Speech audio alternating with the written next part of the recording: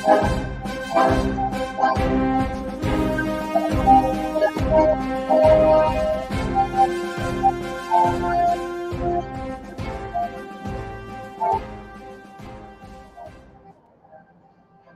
evening. Welcome to Investigator News, and I'm your host, Ellie, and our host, William, tonight for the World War III report and news. I want to get to what they did in Colorado, um, the Trump Colorado election. They want to take him off the ballot. Now, don't worry because it's going to go to the big Supreme Court. But did Colorado become communist state? And I believe it has. The Democrat court majority, based solely on the partisan hatred of Trump, ruled to deprive countless Colorado voters who support Trump of the right to vote for the candidate and their choice for the president. What an outrage. What has happened in Colorado would not be out of place in Russia, Iran, China, or even Venezuela. A summary kangaroo court proceeding, a lawless bar of disfavored political opponent from office. The U.S. Supreme Court can't act soon enough to tamp down this act of judicial sedition.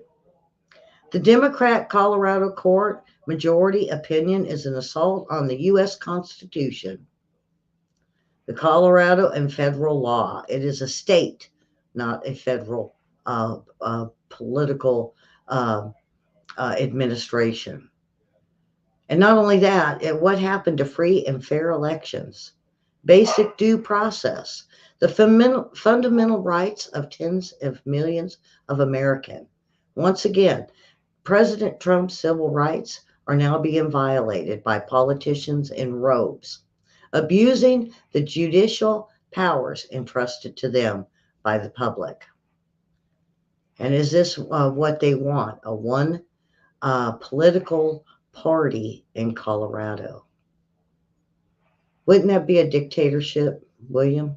Because we got quite a few of the presidential, they're running for president that's now saying they're going to take their names off the ballot in Colorado. That leaves Democrats.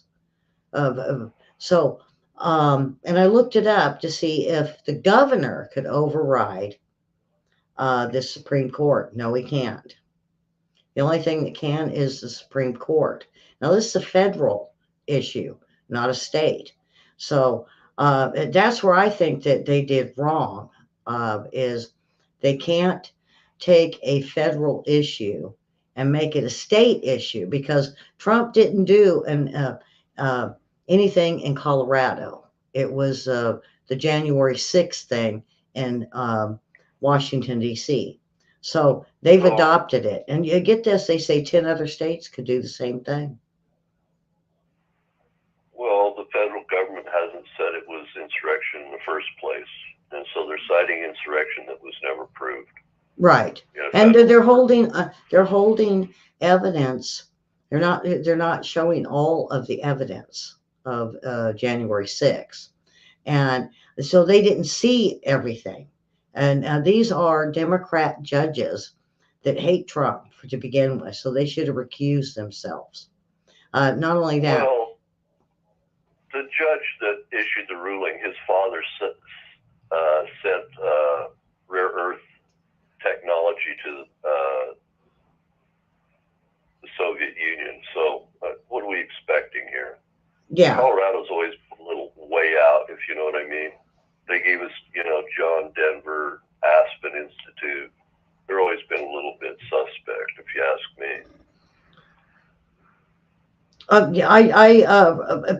I feel for the people in Colorado, because they won't. It even bars people from writing in or putting in another name. They can't even do that.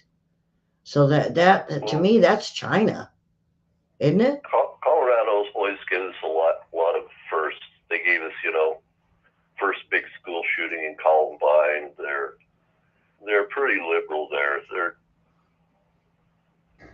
Think of them like socialist Mormons, kind of not really with the rest of us. Not really Mormon, not really Protestant, just kind of something in between.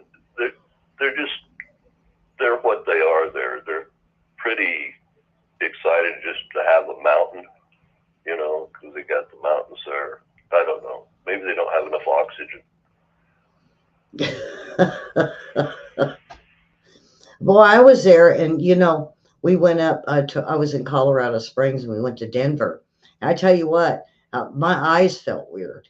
It was a weird pressure feeling as the higher you go in elevation. Um, but I really do feel that he's going to appeal it, and he wants to put a stay on it, which means if they can get it before the judges, that a stay could be put in, then it would stop Colorado from taking his name off until it is decided upon in the federal Supreme Court. Now, everybody's getting fussy over it because they think the Supreme Court, the big one, is the one that ruled on this. No, this was a state Supreme Court. Every state has a Supreme Court. And so this, like I said, it's a federal issue. It's not a state issue unless it happened in the state. And I think that's the key for Trump's lawyers to get it on appeal, which I think that's what they're going to do, and then get it to the feds and the federal Supreme Court. And because the judgment for the judge below that said the same thing. This isn't a federal issue, and that he didn't see and not only that, the lack of the evidence of bringing forth everything for the courts to look at. Well, it's a federal issue in the fact that it would impact the federal election for president. So, yeah, it is, even though they're saying it's not. Yeah. Because we're so close to 50-50 in the United States. Now this. Then he hasn't been charged with or convicted of insurrection. Right. And it would take away the opportunity for the citizens of Colorado to choose the candidate of their choice. So it's an impact of three things that would have to do with the Constitution, yet they're only citing one. Yeah. So I believe this is going to be, once it goes to the Supreme Court, it's going to be thrown out. But they're trying to push it so that it's after the election. But if there's a stay in place, folks, if there's a stay, then his name would be on the ballot right now. And then it was mentioned in chat by Susan that California wants to do this too. Well, there's 10 others that want to do this. And one is Texas. And I thought, why Texas? Well, because there's a lot of Democrats in that state. So any state that has a lot of Democrats that are willing to push this forward on the same evidence as they did in Colorado might be able to do this. But it's not going to make it. It's just not going to make it. It's very unconstitutional. It's purple states where you have nearly a 50-50 split that they right. want to do that. Yeah, but on one side, take away the choice of the other. We are told that there's to be free elections, and it never should be about political as far as if you're going to stop it or change laws. It's not a state thing. It is a federal thing. So I want to kind of move on because we got a lot of stuff. And, we could talk about this probably another 10, 15 minutes. But, folks, don't jump to conclusions. If anything, call the governor's office in Colorado and complain. That's the only thing we can really do. Because you can't get a hold of the judges because that's harassment. But you can call the Attorney General's office or the governor of Colorado and state your opinion on this.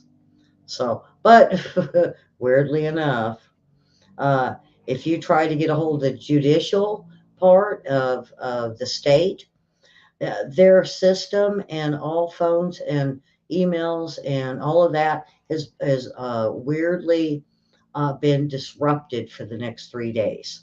They might not have it till after Christmas. So, well, how do they know it's for next 3 days? It would just be disrupted until they fix it. yeah. Well, that's what's on the site because I was mad. I was going to complain, and like I said, I looked to see if the governor could uh, reverse the ruling, and they can't. And I thought, well, So then they have a ruling, and then they have an oddly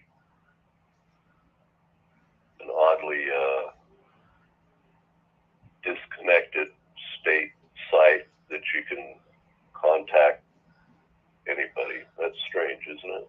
Or is that planned? yeah. Okay. Now Susan said if they take him off, can't everyone write him in? No, part of the ruling, Susan, under the Amendment 14,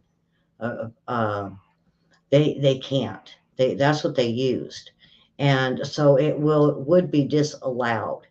They're not going to give that option for him to be written in or even on the other. If you when you go to vote on the machines, the voting machines, they're not going to give that option. As well as put him on the ballot. Huh? They're refusing to count Right. his name as well as put him on the ballot.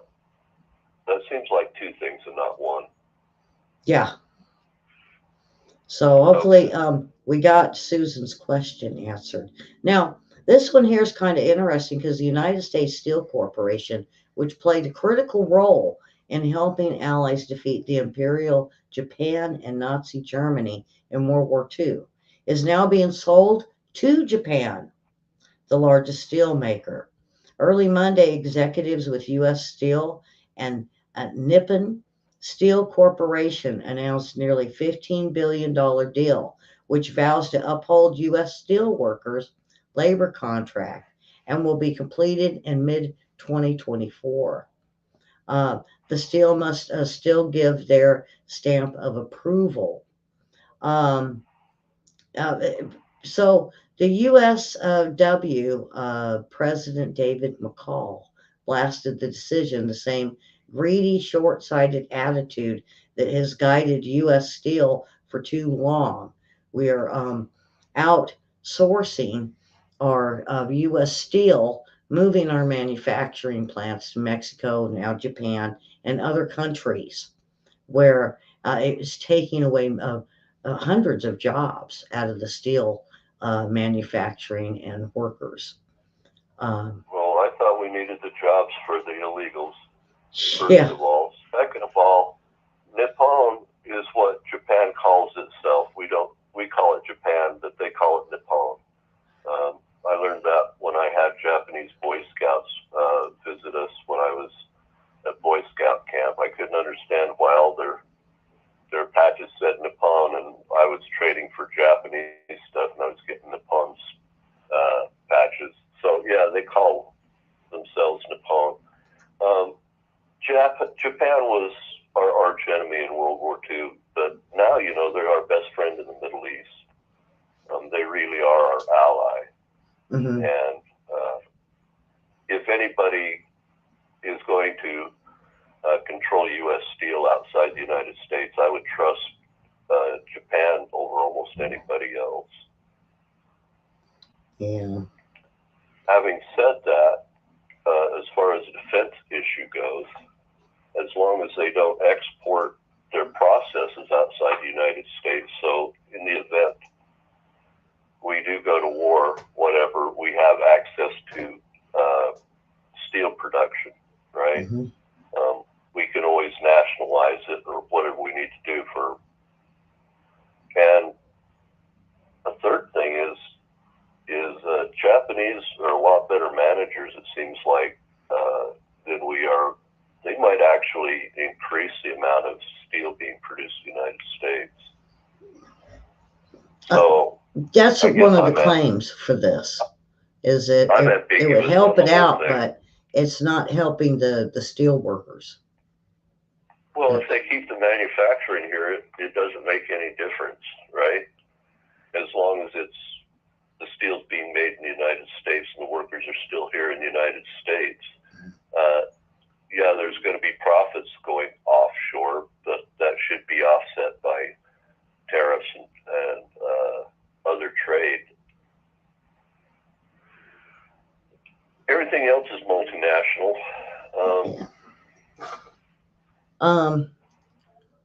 Yeah, okay. All right, so I want to move on. This was very interesting because Churchill and FDR said the fight against Hitler was the preservation of Christian civilization. And I'm seeing the same words, the same quotes, the same thing coming from Netanyahu. That this is to save the Christians, not just Jewish people. And the Christians or Christian and Jewish people are the ones being attacked here in the state by Palestinian rioters. Now, Churchill made it clear following the Munich Agreement, and this was in 1938, when the Prime Minister Neville Chamberlain, along with leaders of France and Italy, negotiated agreement with German dictator Hitler to allow Nazi government to take over primarily German-speaking Sudetenland of Czechoslovakia. Sudetenland, I think they called that. Yeah. And Churchill, then just a member of parliament at the time, could see where this was going and pronounced a speech in the House of Commons at that the Munich Agreement did not represent peace of our time and a total unmitigated defeat. He said it did. The Prime Minister desires to see cordial relations between country and German. This is what Churchill said. But there can never be a friendship between British democracy and Nazi power because of its Christian ethics and morals. So Churchill was against this, but so was FDR because he agreed that they shouldn't be looking at Germany being able to decide a culture that could live or die. Karen said, and I watch out, Karen, you can get us in trouble with that word. She said her father worked for U.S. Steel, and they messed up the workers. Basically, they said they sold out to Japan decades ago. So Karen's father worked for U.S. Steel, and the steel plants, when they start shutting them down, I believe Trump was going to reopen them to bring steel back fresh and whole new, brand new plants to be able to um, have a self-sustained for steel. I mean, because weren't we sustained during World War II? Yeah, what hasn't happened at U.S. Steel is they haven't made their processes modern. Now they've computer controlled their old processes, right? And they said that's bringing them up to date, but that's really not the case. They haven't increased the newer technologies in steel. So I don't know. I know people who worked at U.S. Steel that actually did the processing of uranium and didn't know it and died from radioactive poisoning. They didn't tell the workers about that at U.S. Steel back in the day. U.S. Steel has always been a little bit of a problem. For one thing, it was a monopoly for a long time. I don't know. I guess I'm still ambiguous on it. Yeah. As long as the steel production continues in the United States, and hopefully if they reinvest in technology here, that would actually be better for us. The problem is a lot of our ship manufacturing requires huge amounts of steel, and hopefully it doesn't drive up costs for aircraft carriers and submarines. Now this next one is one of the first things I told William when I called him this afternoon. And Yemen tells the U.S. Navy, if you're feeling froggy, go ahead and jump. Well, you know, when I heard "Go Ahead and Jump," Van Halen played in the back of my brain saying that song, Jump. Go ahead and jump. And so the Yemeni Houthis have been trying desperately to get the attention of the U.S. Navy since October 7th. They fired drones, missiles at Israel in a futile attempt to interject themselves into this conflict. Most of those attacks were thwarted by the U.S. Navy destroyers. They have harassed shipping in the Red Sea, attacking at least 10, maybe a dozen neutral ships with drones and or missiles, and pirating 2 or more to the point where a special international task force is trying to give the impression of caring about their antics. So, in Yemen, you feeling froggy, U.S. Navy? Go ahead and jump. But William, I laughed at that for forever this afternoon. And you said, what you said was, you know, their culture and the way they talk is a lot different than what we do in the U.S. This could be, I mean, it's a threat, but it's a froggy kind of threat. Well,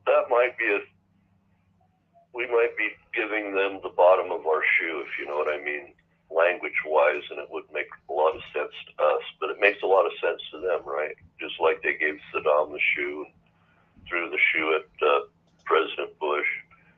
So, yeah, our interpolation of language isn't necessarily exact the way we see it in English, and it may mean something different.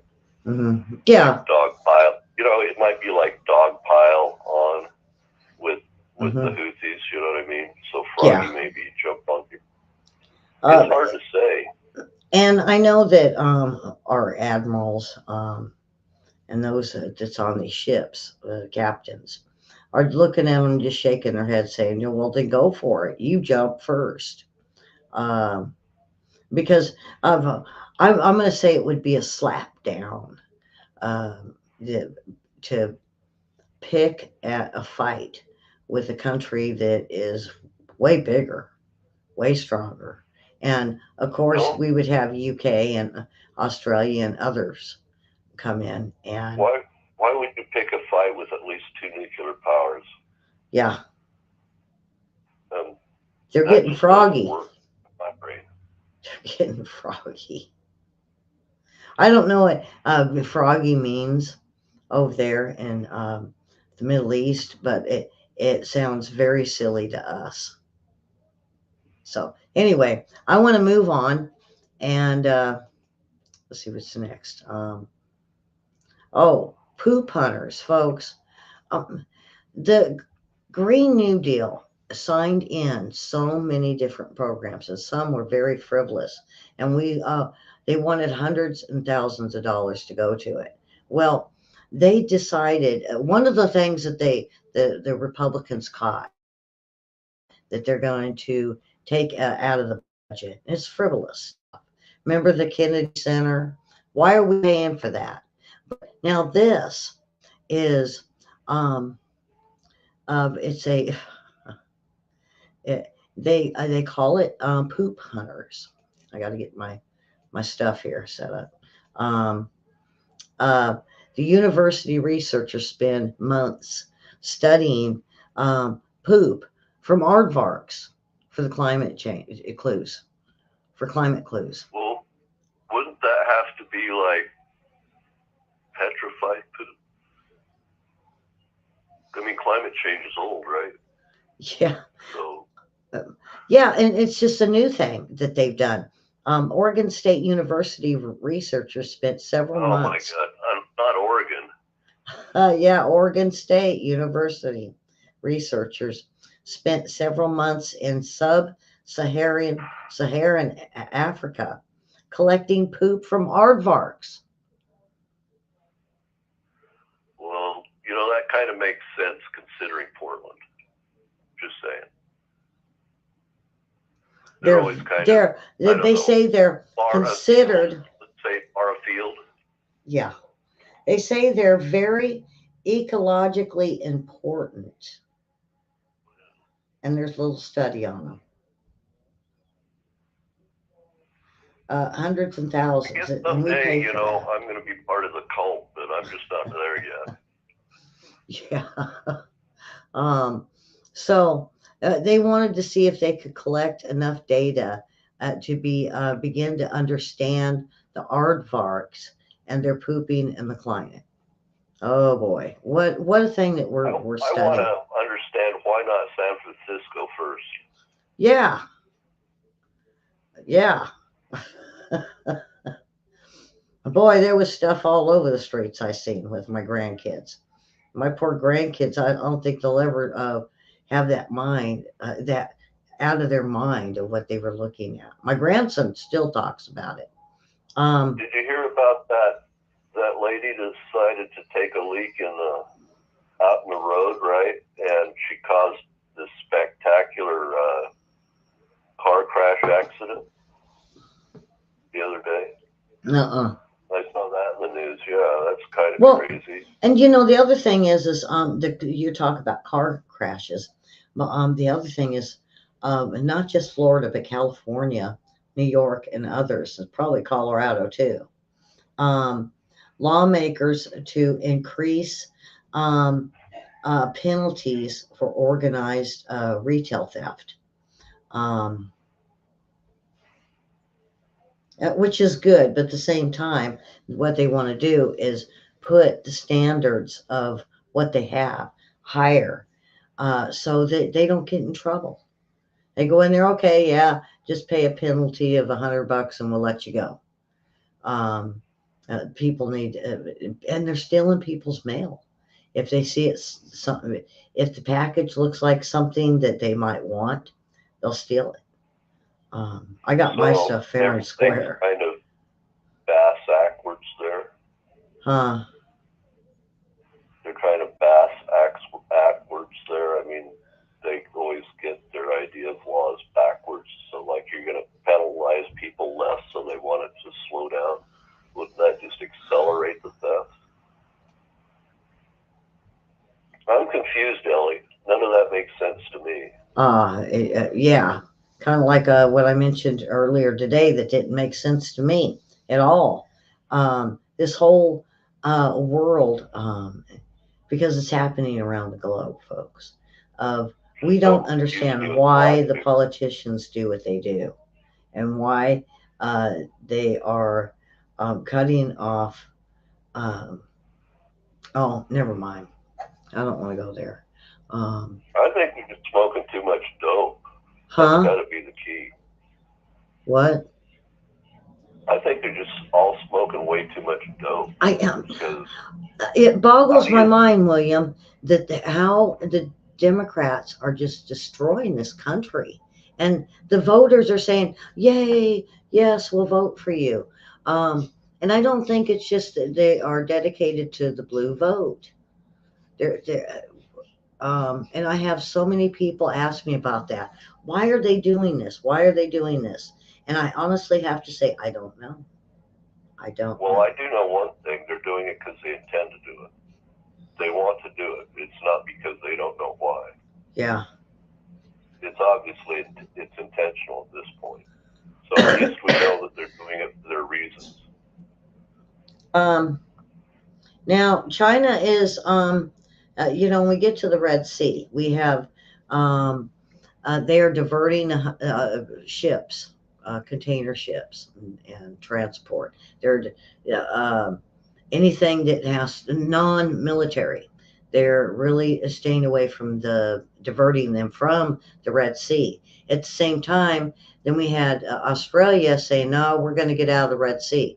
And China's going, yeah, just applauding that Australia wants to pull their fleets away. But Well, it could be William. Australia doesn't have a big navy in the first place. They have Right. to defend themselves from China. I could see that. They're very far away. And Russia's got what was it? We were talking earlier. Russia has brought in a submarine off just out in international waters. A beer uh, submarine into the Red Sea.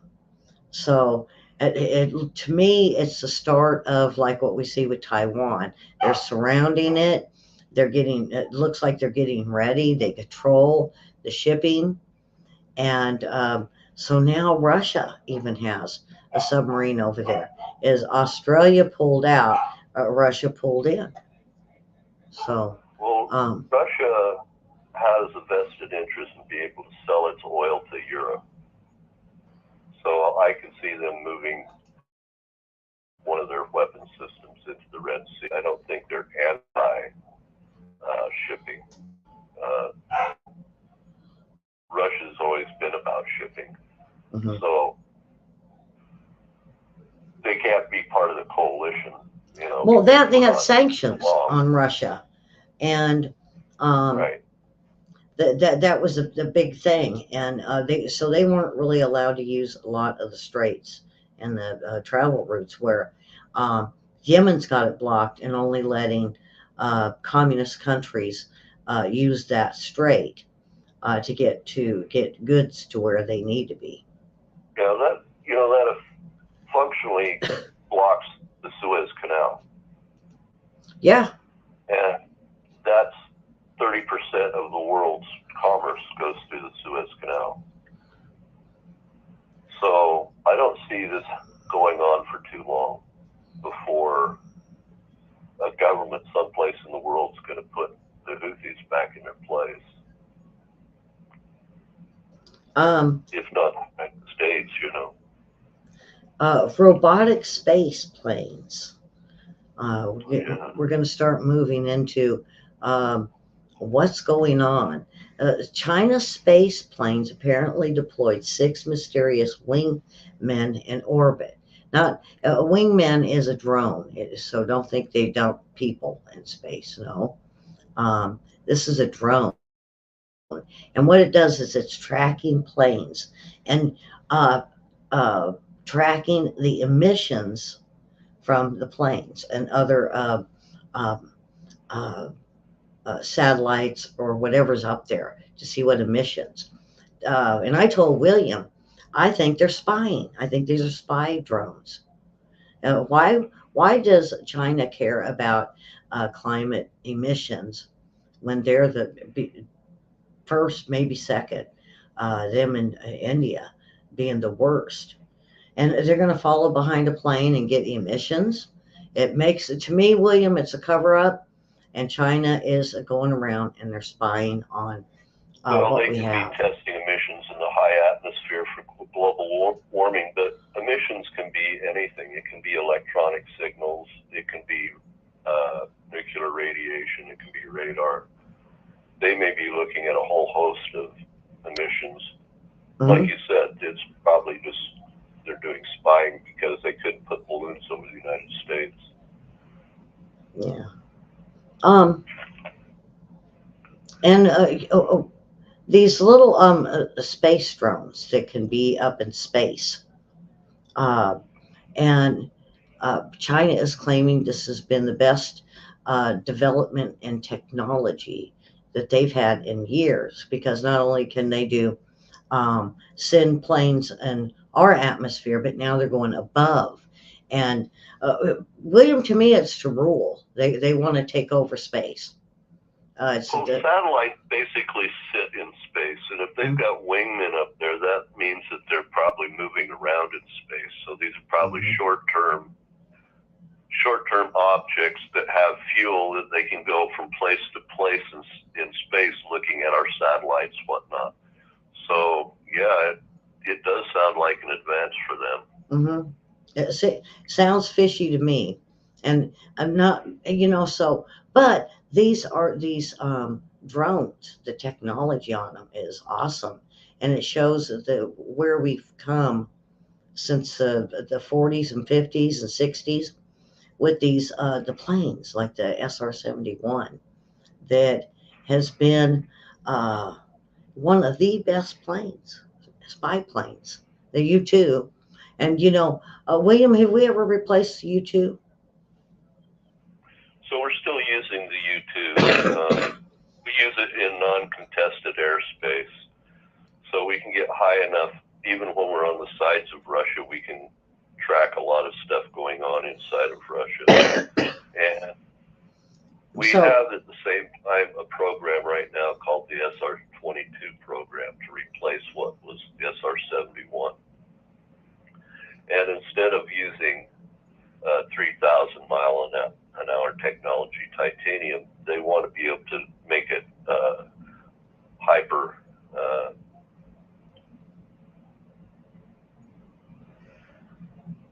like hyper ballistic. Like, what was the name of those? What do they call that? Being able to go like 10,000 miles an hour, over 5,000 miles an hour. And they've been developing. Now get this. I met one of the guys that worked on the flight line at Beale Air Force Base where the SR-71s and U-2s were. And he said that Mach 5 plus. Now, he claimed that, and this was back in the 80s, that the SR-72 could do Mach 7. They pushed it and found out they could do Mach 7. They were only limited by the temperature, basically, on the windscreen, right? And so whatever that temperature was, is depending on the altitude and the temperature outside. So it's just friction temperature is the only thing that limited them. Right now we have a problem with our planes being able to go faster because they have to be able to use what's called a scramjet. Yeah. And in order to get to scramjet technology, which is basically an explosion behind the aircraft, pushing it forward, just like you push a wind pushes a sail forward, you have to have what's called ramjet technology that gets us from the turbine technology of our jet aircraft, right? Yes. But jet aircraft doesn't get us quite fast enough to do the scramjet, so they need this ramjet technology, a hybrid in between, and that's really been the only thing holding us back from being able to have super fast reconnaissance aircraft. It also makes it possible, we have really good guidance systems now, and during the Vietnam War, when we didn't have really good guidance systems, they were originally going to use the SR-71 as a bomber, but if they got off by a couple degrees, they might miss the target by 1,000 miles. That thing's going so fast. Yeah. But now with the technologies we have, you can unload weapons and put them, in a window someplace. So they may be trying to do not only, do reconnaissance at speed, but also bombing at speed.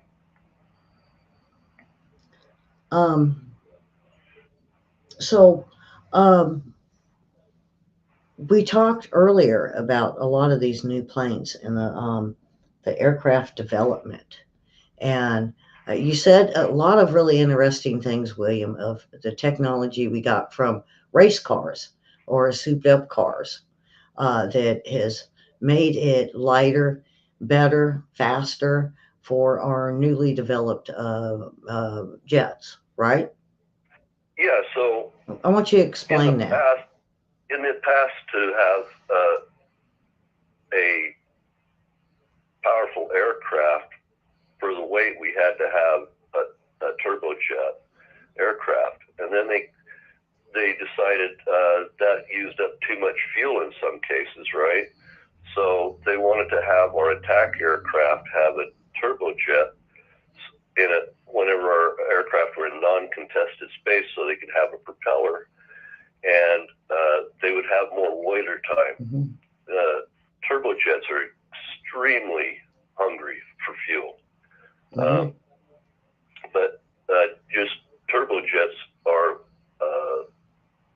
50% of the fuel burn for the distance they cover. Now, because of a number of technologies that have come along, we have computer-aided design, and then we have computer-aided milling that has come along. And so we can design and redesign engines very quickly. And we've had a new group of race cars that have come along. So one of the popular things in drag racing is called drag and drive. So in the past, we've had drag races, and you blew up the motor, you just replaced it.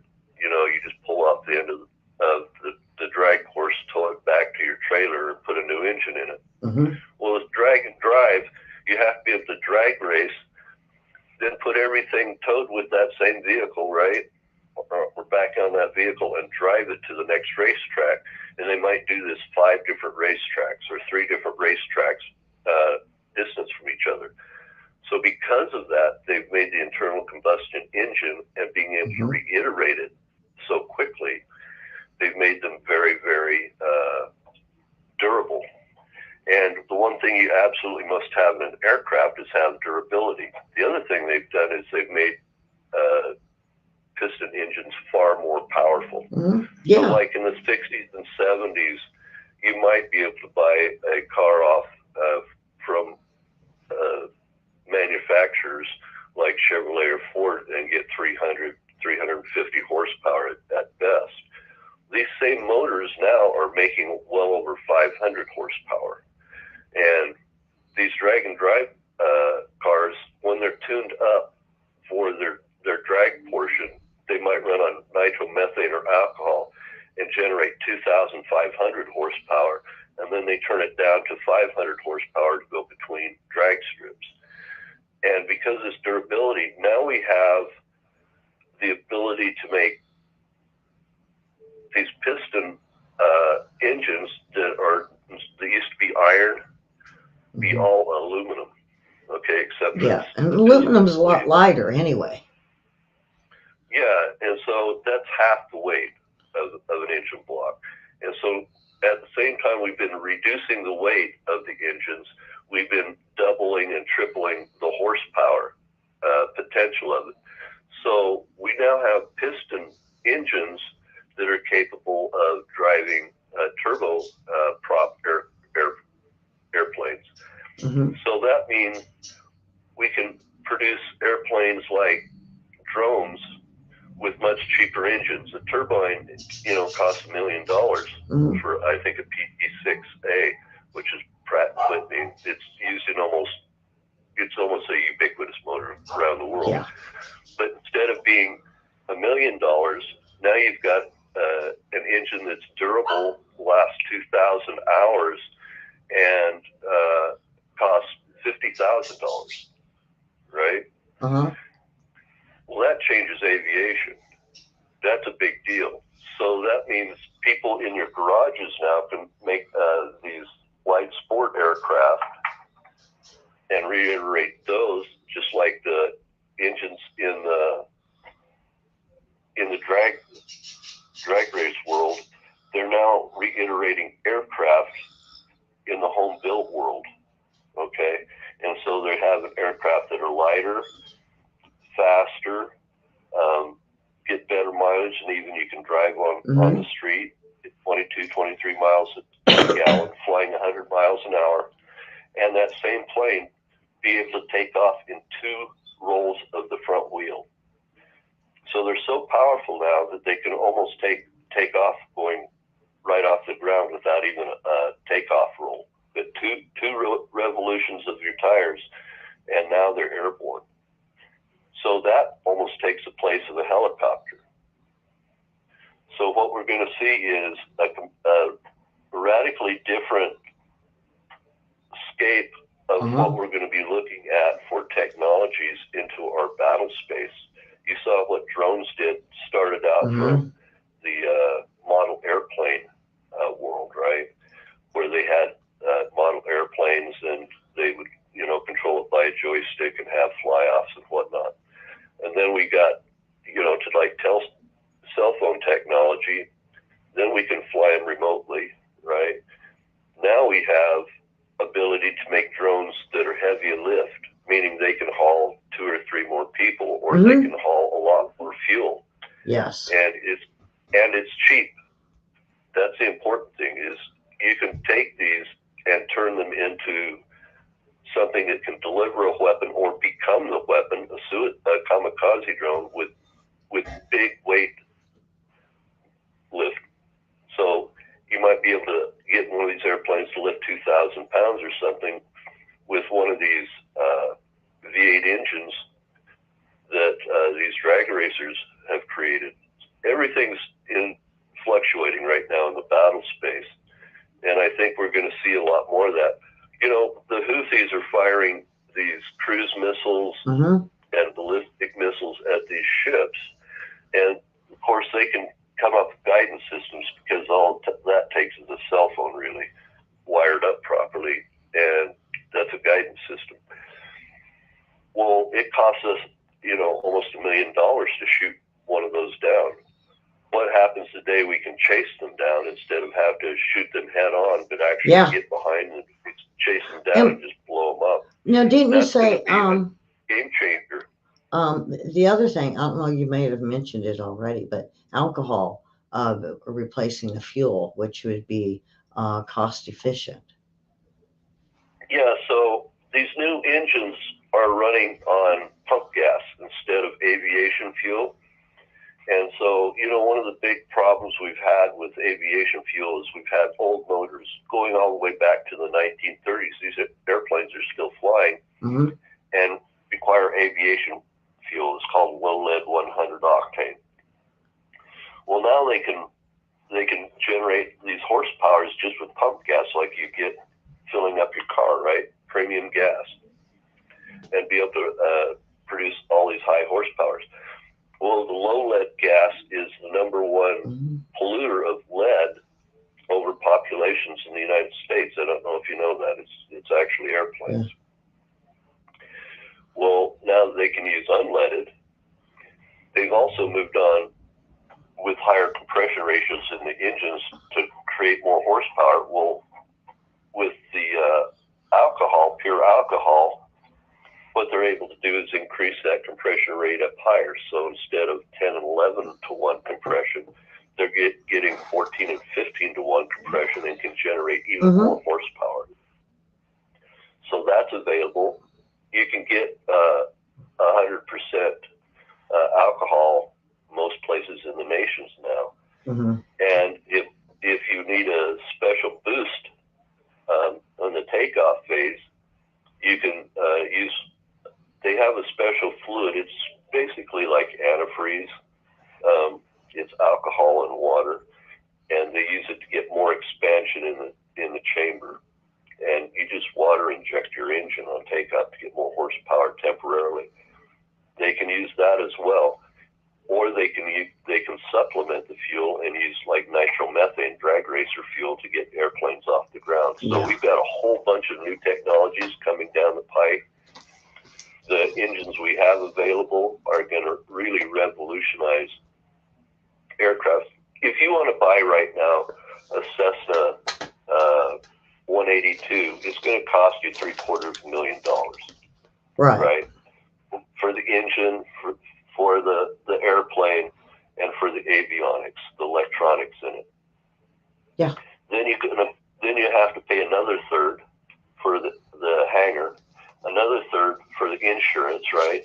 And the insignificant part is the fuel.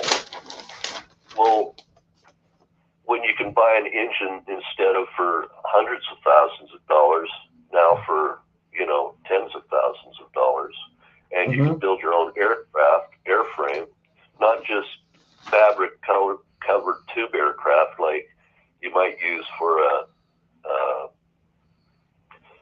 STOL aircraft that you want to take deer hunting in Alaska, you know, like the Alaska bush planes.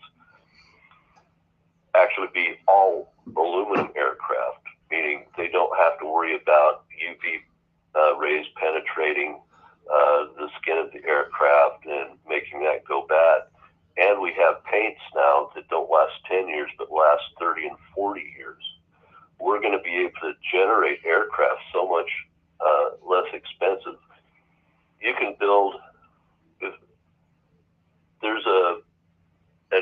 aircraft in Canada called a Moose, a Murphy Moose.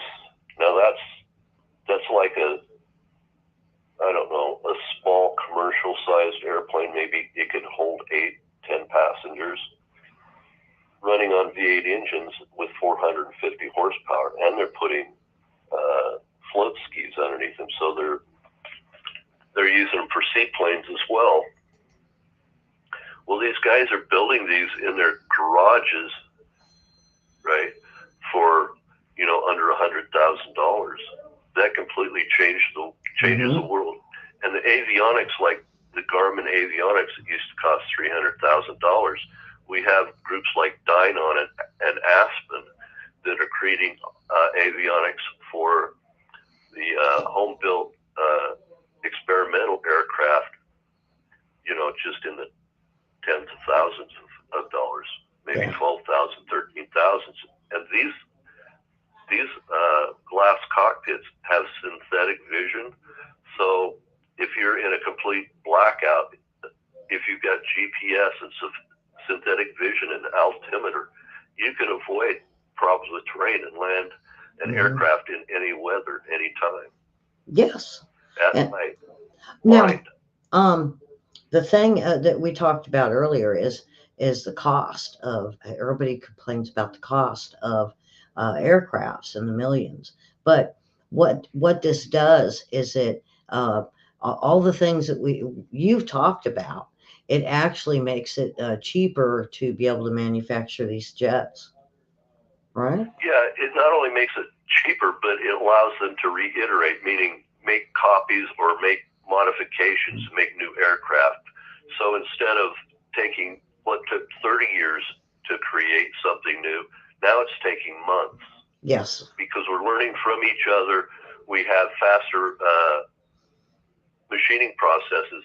Used to be you had to have a foundry to make a cast for an engine block, and then you had to machine it. Now you don't have to. You can skip the whole foundry portion. Just get a piece of T6 aluminum, which is stronger that's the aluminum they make fighter aircraft out of, right?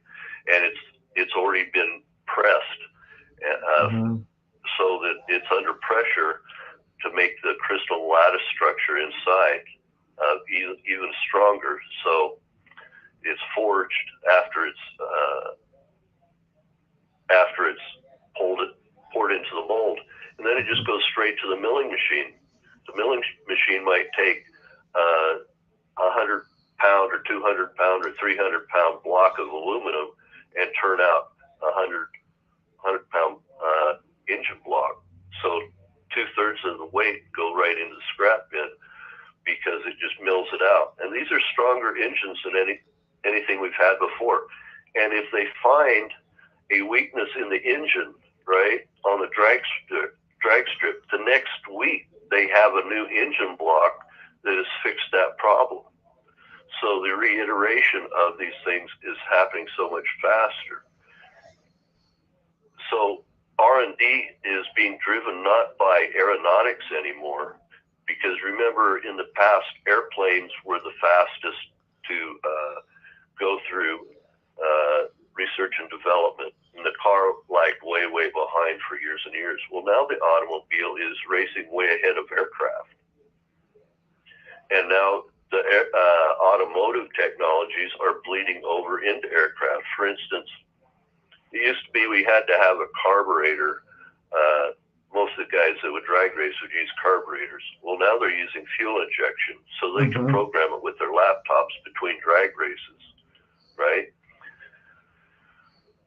That gives you opportunities to modify how an engine runs at what fuel consumptions. You can lean an engine out depending on where you are.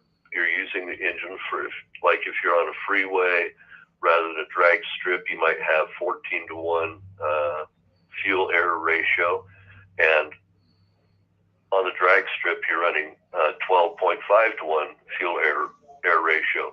But the only difference between driving on the freeway and being on the drag strip is literally the push of a button.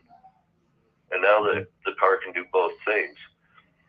Well, what happens when that gets involved with our drone technologies? What happens when those capacities are fully exploited? It's changing the face of warfare. So if it costs us $1 million to shoot down those drones, we're going to be able to do a lot better warfare and protect our ships with cheaper and continuously cheaper alternatives, right? Rather than $1 million, it gets down to the thousands. Now you're fighting an enemy that doesn't have a lot of resources with a nation that has a lot of resources, but their weapons are equal price. They can't win at that rate. It becomes a losing battle financially.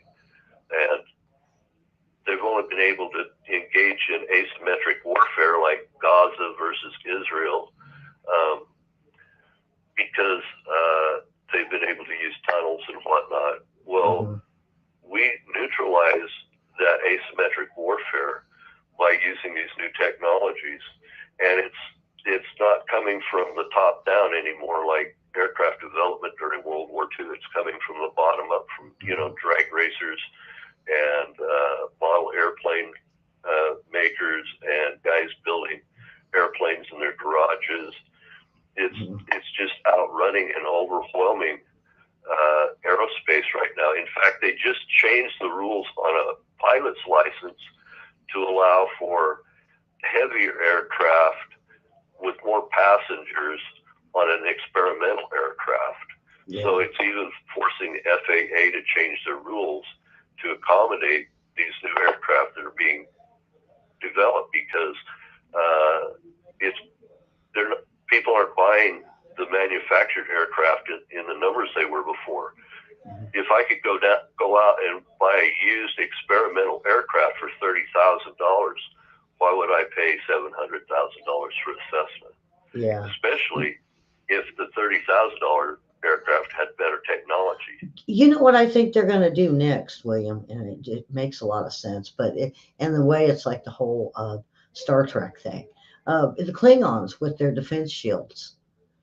Or that's to me what we would do next, to be able to protect our jets and everything that we are putting forth, because that's the only thing that we're lacking. Because we could do camouflage, but we're not able to do like a type of shield to where if they shoot us, it bounces off. We got the Iron Dome, but that's different.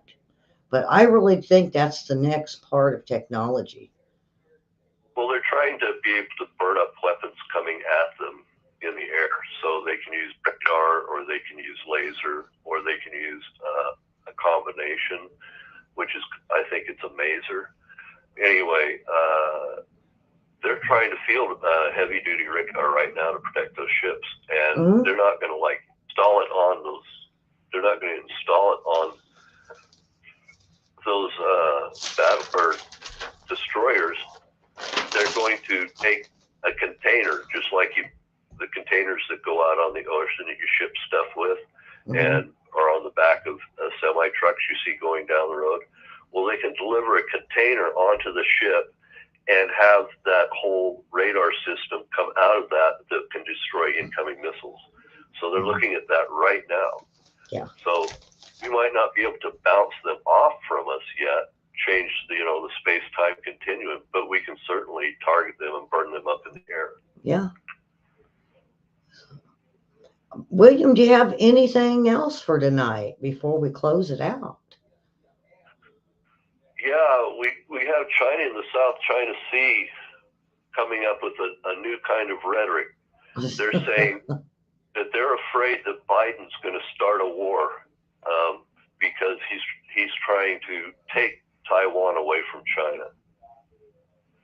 So it is, instead of China should have Taiwan, it's Biden trying to take Taiwan away from China. So they just keep escalating their rhetoric and their silliness. Maybe it's a Froggy thing, jump. It could be Froggy, yeah. That cracks me up with him, but yeah, maybe it's a whole Froggy thing. Hit me with your best shot, jump. Right. Fire away. Yeah. So, We also have right now the guy that's over Hamas that was living in Qatar. He's flown to Egypt, and there are negotiations going on to try to get more hostages released for prisoners. Now, that's Israel's position in this. Now, Hamas's position is, we'll give you the hostages if you cease warfare, if you just not just a ceasefire, but allow the war to end. And so there's negotiations going on right now over those two positions, and hopefully we'll get to see at least some of the hostages come home. Yeah. So that's what I have. You know, there was a 13-hour wait at the border because of laws that are changing, and the with everybody going to where you would come into the United States. Now it's almost a 13-hour wait just to get through. But one of the big things I want to bring up, IDF dogs that were tracking the hostages in Israel or in Gaza. Hamas is shooting them. As soon as they see them, they're shooting them. And the other thing is Ukraine is going to scale back military operations for lack of funding. So, boy, it sounds like between Ukraine and China and the Yemen, the froggy thing, everybody's kind of pulling back now. And I think it's because the power of the United States, William. I really think they see now we're building up, we're ready. They see the exercises in international waters, like they just did one with Japan. And I really do believe that they're starting to back off a little bit, except for Yemen that says, "Come on, jump, little froggy." Well, they've been running forward because they're afraid the next president's going to be conservative and will be more likely to use that's what I'm thinking too. Is if it's so they're trying to get their moves in before if it's the next Trump, president. I think they're very fearful. But even if it's any other president besides Biden, I think they're now starting to realize, you know, you can bark a whole bunch, but if you're bite, there's no bite. You can bark all you want. It's just not going to cut it. So. Yeah. So the one thing the United States gets the angriest about the fastest is if you drive up the price of gasoline or you shoot one of our military ships. You do either one of those or both, you can end up in a war really quick. Yeah. And the Houthis are froggy. Are playing with that button, and so they might get froggy. Yeah. See, I got you going on it.